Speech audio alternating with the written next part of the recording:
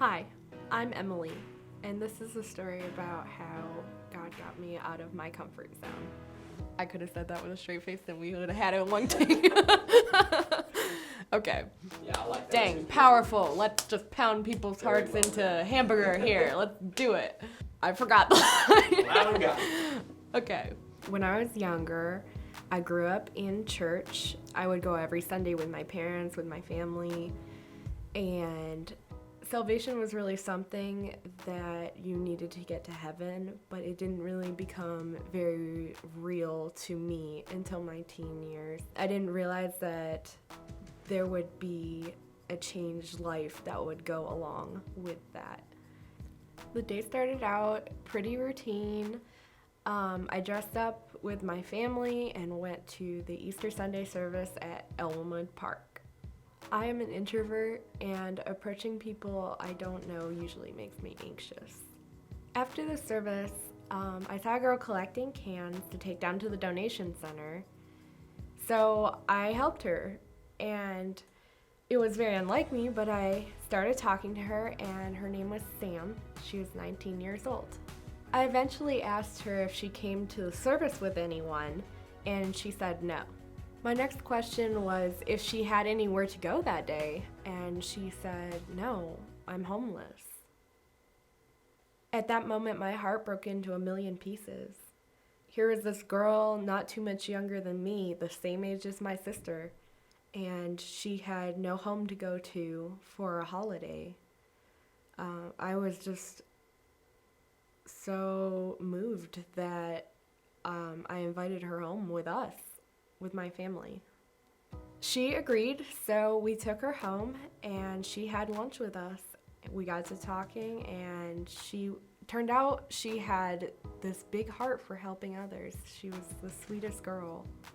During our conversations, one thing she mentioned that bothers her is actually looking homeless, having tattered clothes, having to beg for money to eat, and I just couldn't even imagine that.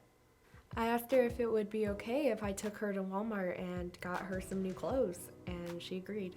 At one point, we were walking around the store, and she told me she'd never even owned a pair of socks. The only shoes she had to steal because she couldn't afford them, and you could say they were in rough shape. So we get back into the car, and the first thing she does is put on her brand new socks and shoes. As she was putting on the shoes, she was asking me, why are you doing this for me? No one's ever done anything like this. And I just told her, I'm just trying to show you the same love that God has for you. And I just felt really moved by her story, and I could feel that at my heart, that God was trying to tell me that I needed to be there for her when no one else was. As I began to share the gospel, she was quick to explain that she had already heard it at the shelter and at the service that morning, but she told me that no one had ever gone beyond that and actually done anything for her or fulfilled her physical needs. She was surprised that I would not only tell her about the love of Jesus, but show her the love of Jesus. She didn't respond in that moment, but she did tell me that God had been pulling on her heart for quite some time, and that someone like me, a stranger, could show her God's love in a very real and practical way. At the end of the day, I dropped her at one of her friends' houses where she would be staying the night, and I got to pray with her. She thanked me several times before she left, and on my drive home, I was just thinking about how little she had and how much I take for granted every single day. When I got home, my parents asked me, how did you start talking with Sam? And I said, I'm not really sure. It's very out of character for me. I don't usually talk to people I don't know, but this time it was different. I felt like God was guiding me to talk to her and to do these things for her.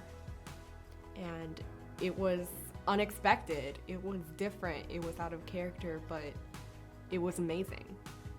This experience made me realize that excuses, anxiety, not having anything to say doesn't matter. Allowing God to lead you out of your comfort zone can be scary, but there is a confidence in knowing that God is in control. We all have a job to do, spreading the good news of salvation through Jesus Christ to a hurting world. Sam didn't come to accept Jesus that day, but God was definitely at work, and he used our interaction that day to encourage her to ask more questions, look into the scriptures, and seek an answer for the void in her heart. Every opportunity begins with the first step. So what's your next step? Let me be your step.